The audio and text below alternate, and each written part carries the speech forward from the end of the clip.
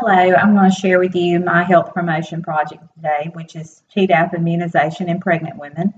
Before I get into the PowerPoint, I want to say a little bit about the Tdap vaccine.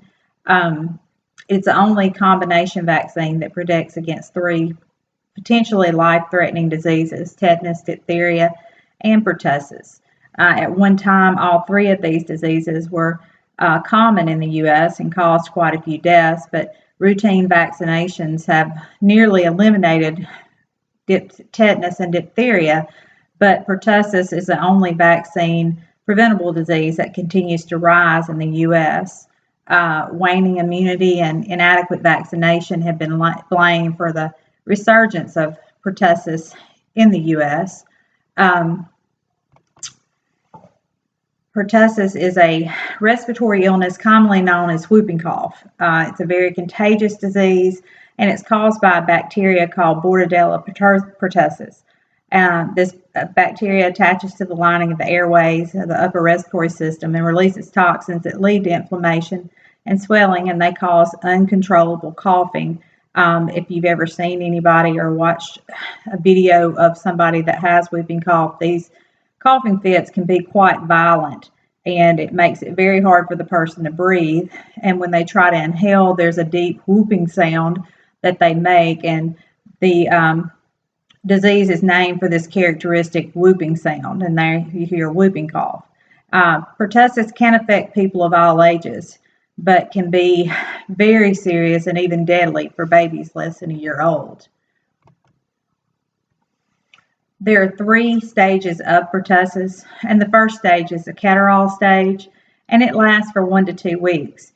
And symptoms during this phase closely resemble that of a common cold: a runny nose, nasal congestion, sneezing, and occasional cough. And every once in a while they will have a low-grade fever, but not all the time. And it is during this phase that, and it's only during this phase, that the progression of whooping cough can be halted by antibiotics. The second phase is paroxysmal stage, and this is where you're going to see the more characteristic symptoms of whooping cough, which is that sound they make. But it can last from 1 to 10 weeks, and it's characterized by those drawn-out bouts of coughing, and sometimes they can be worse at night, but they are quite violent, and the person will actually choke and gasp for air.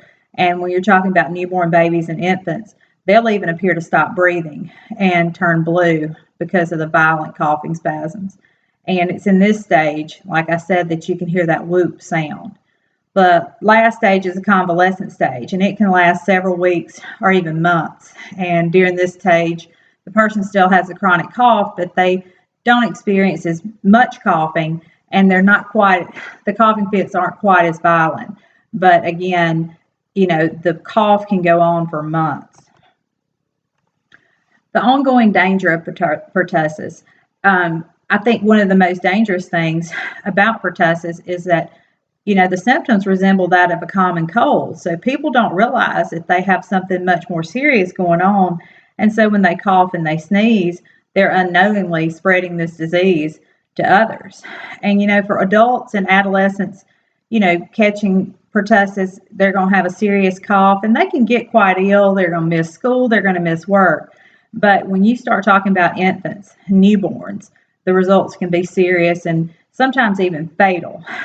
Pneumonia, serious breathing problems, even seizures and death may occur when you have a baby that's exposed to the pertussis bacteria. Let me get that out of the way.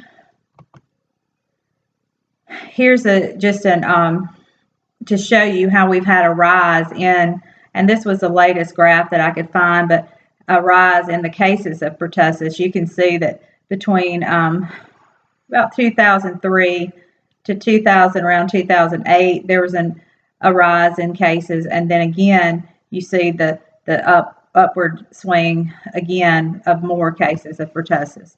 So, and what's very scary about this, and why we worry about it so much with infants, is from 2004 to 2008, pertussis was reported to cause 111 deaths in the United States, and 83% of those were in infants younger than 3 months old.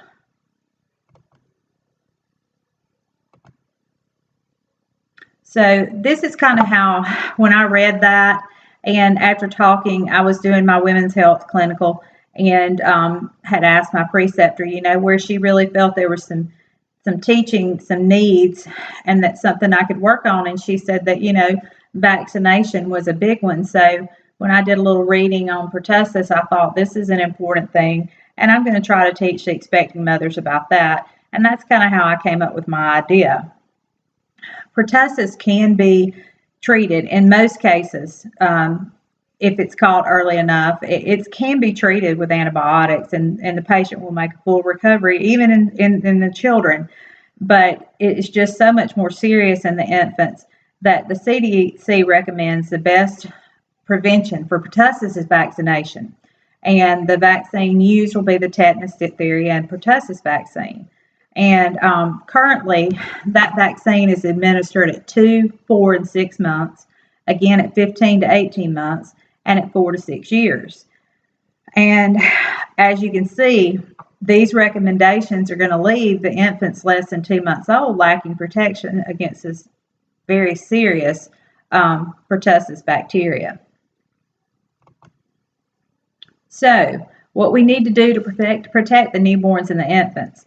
And the Advisory Committee on Immunization Practices recommends that pregnant women receive a Tdap vaccine between 27 and 36 weeks gestation.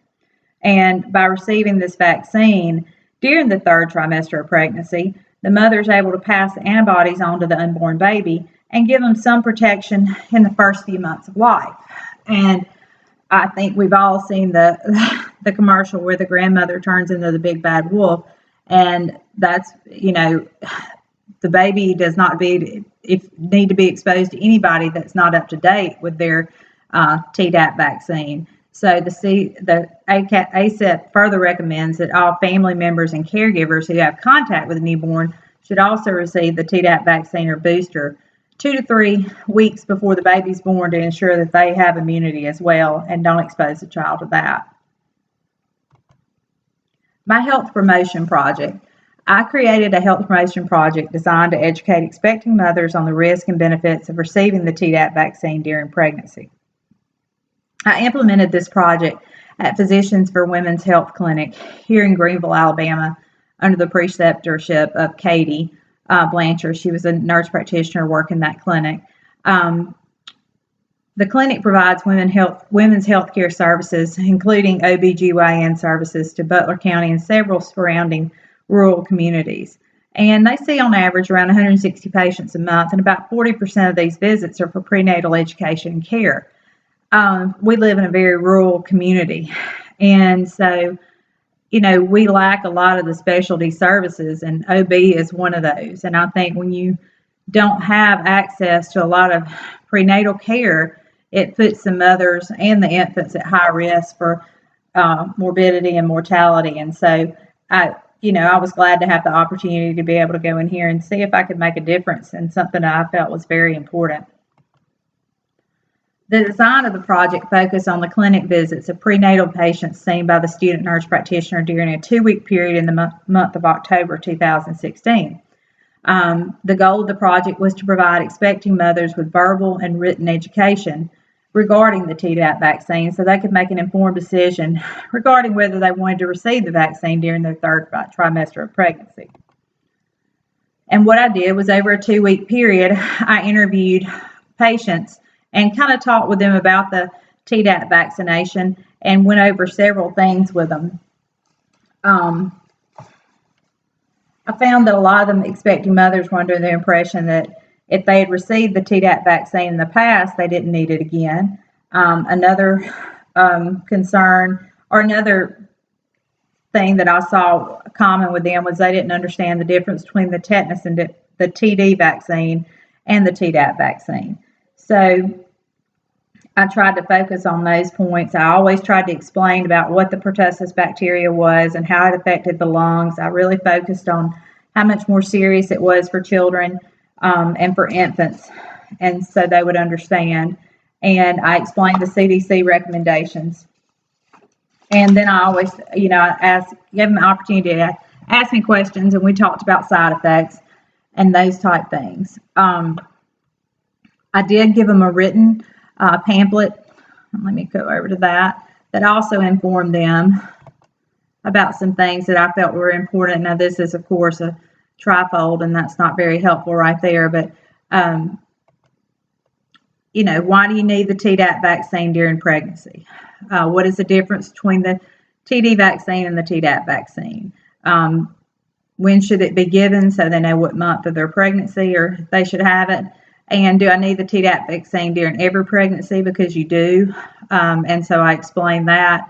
And then just talk to them about, is it safe to take during pregnancy? I did use the Nola Penders health model, belief model, as my foundation for my project. And it's got 3 major concepts, and each concept applies to a specific area of the patient's assessment or action. The first one is individual characteristics and experiences. And in the case of my project, it was if the patient had previous experience with vaccination, family, friends experience with vaccines, and personal views on vaccinations in general. The second part was behavioral specific cognition and effect, and that was, you know, what their views of the positive and negative effects of the Tdap vaccine were, and their perceptions of the role of immunization in health promotion. And then lastly, it was behavioral outcomes, and that is, you know, what was their desired outcome with receiving the Tdap vaccine. Over the 2-week period, I had a total of 26 patients that I interviewed, and during these interviews, I provided the verbal and written education on the Tdap vaccine, and after each interview, I asked them to complete a brief survey evaluating the effectiveness of the education I provided. And I asked them the 4 following questions. Did I explain the material in a way that you could understand? Did the education provided answer your questions regarding the use of the Tdap vaccine? And did the education provided on the Tdap vaccine help you decide whether you will receive the vaccination? And then the last question was the information provided in the pamphlet helpful? At the end of the 2-week implementation period, 22 patients received the vaccine or either agreed to receive the vaccine at their recommended time during their pregnancy.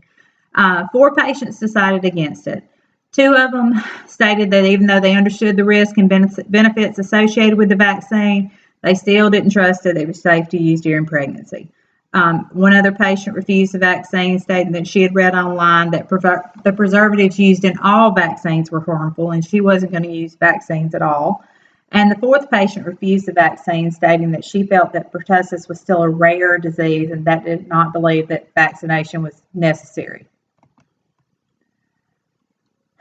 To conclude my project, I found that I used the foundation for this health promotion project was health promotion and disease prevention.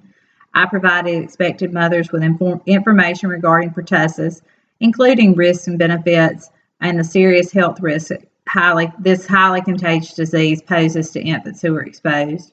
I provided verbal and written information about the vaccine, along with current immunization recommendations for pregnant women.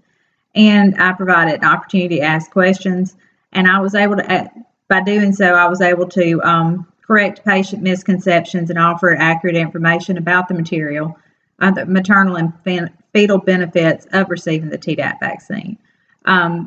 This project enabled participants to make an informed decision regarding whether to receive the Tdap vaccine during pregnancy. And the success of the project was evidenced by patient satisfaction with the education and the 85% patient Tdap vaccination rate among my project participants. Overall, I felt that this was a very successful project. I thought I did well. My preceptor and the clinic seemed very happy with me and with the project overall, and very appreciative of my efforts. And I actually enjoyed it. Thank you for letting me share with you.